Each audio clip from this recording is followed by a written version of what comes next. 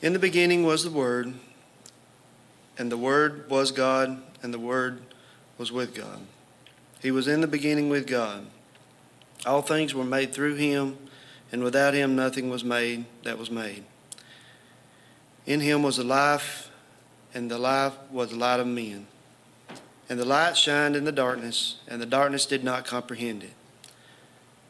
There was a man sent from God, whose name was John. This man came for a witness, to bear witness of the light, that all through him might believe. He was not the light, but was sent to bear witness of the light. That was the true light, which gives light to every man coming into the world. He was in the world, and the world was made through him, and the world did not know him. He came to his own, and his own did not receive him. But as many as received him, to them he gave the right to become children of God, to those who believe in his name, who were born not of blood, nor of the will of the flesh, nor of the will of man, but of God. And the Word became flesh and dwelt among us, and we beheld his glory, the glory of the only begotten of the Father, full of grace and truth. Through his spoken word, God created the earth and everything in it.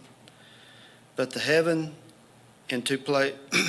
heaven into place and formed man. We need to remember that the Word became flesh, and Jesus, God in the flesh, was born. His Word is the most powerful thing on earth and in heaven. It is the absolute and infallible truth. His Word never changes, and he never breaks his word.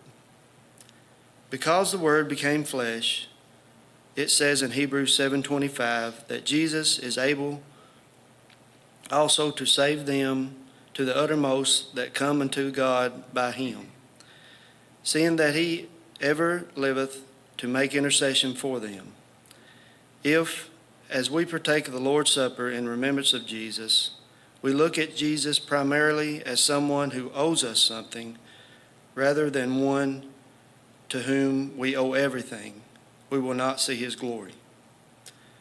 The glory of God in Christ, in his gracious disposition to us, without compromising his truthfulness or his faithfulness to himself. And the gracious disposition is huge. That is why he uses the word fully to modify glory. The glory of the Son of God is full of graciousness toward us sinners without compromising God's truth. Please remember these things as we partake.